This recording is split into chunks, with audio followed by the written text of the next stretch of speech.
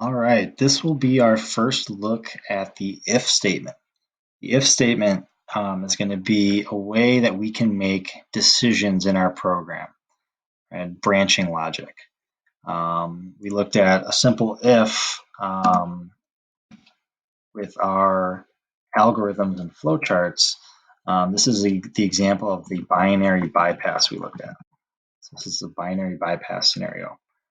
Right? So this means that the block of code is going to execute if this condition is true. This is also the first look at something that's a vocab term that we'll look at called a conditional statement.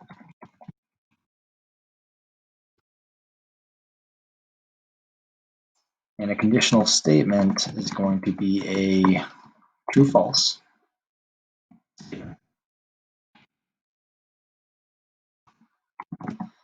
that can be evaluated and acted upon in one way if true and another if false.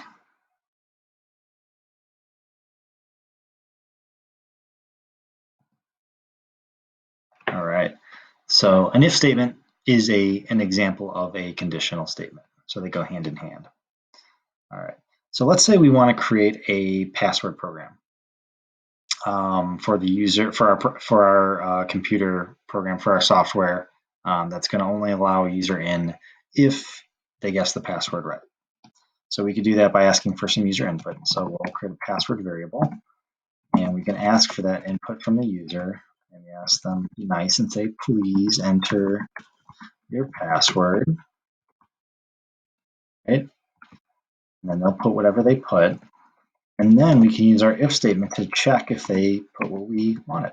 So if that password is, for example, NNHS, so that's the password we're looking for, then we can let the user of our program know that the access has been granted, they got it right, and they're in our program. Now, this is the first time we've seen this statement, but let's look at the syntax a little bit. So you've got, first of all, this if keyword here, highlighted in blue. This is the check. This is the start, and you're letting Python know that you're about to ask it a question so it can make a decision. And the question we're asking is the condition, which is this part of the statement. Right? So password double equals to the string NNHS. So we're checking to see if that password they put in up here is equivalent to the string NNHS.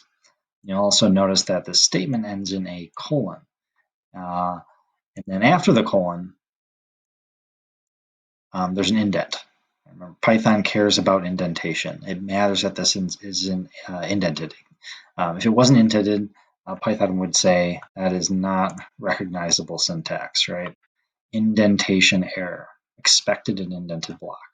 So we really care about indent. In fact, if you press enter after a colon, Replit will automatically recognize that you need this included. All right, so this is also the first time we've seen comparison operators. So we'll talk about those in a second, actually. Let's go ahead and run this and check that it works first. So enter your password. So if we give it the password that we're looking for, NNHS, if this statement, conditional statement, is true, then it's an if then this print will happen. So in this case, it granted access. Now the other scenario is if we run this and we get the password incorrect, let's say secret, it won't run the print statement, and we'll just end our program. So it's making a decision based on whether or not we got the password correct. And it's using this equivalence operator, the equality operator, to check that. And this double equal sign is obviously different than the single equals sign, right? This equal sign is assignment, right? We're assigning a variable a value to a variable from right to left. This one is not from right to left. This is checking that these two things are the same. So we're going to look at some more examples of comparison operators, also known as relational operators. These will allow us to compare the values on either side of them and decide the relation among them.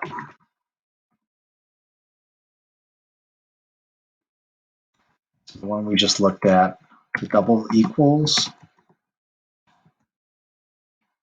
equality operator. This one evaluates to true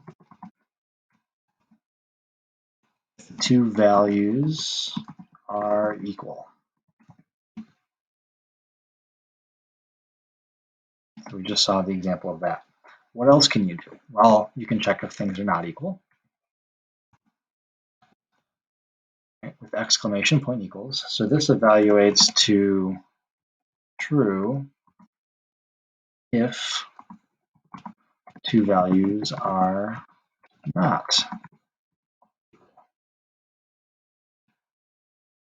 You can check greater than, less than. So greater than symbol will evaluate to true if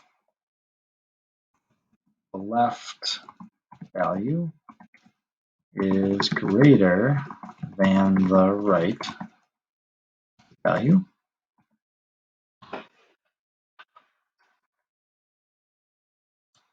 And then if we take that, we can see that the opposite of that also works. The less than evaluates to true if the right value is greater than the left value.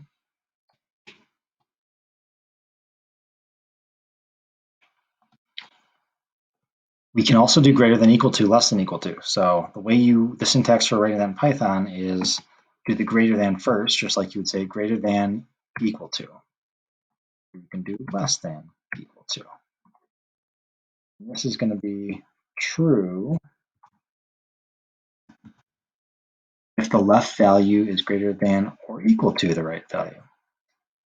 And then vice versa for the less than equal to. So you've got the value is true if the right value is greater than or equal to.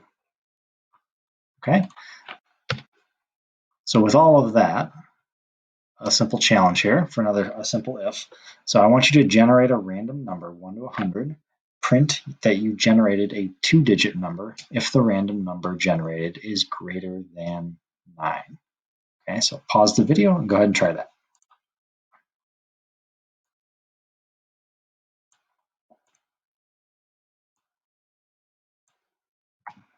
All right, so the way you would complete this challenge is to first generate your number, 1 to 100. So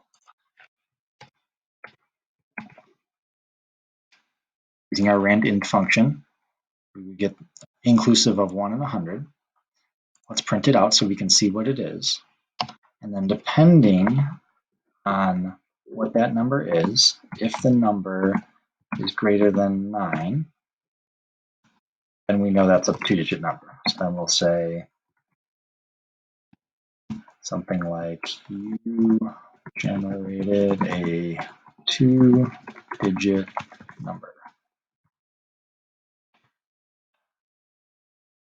Then we can test this out.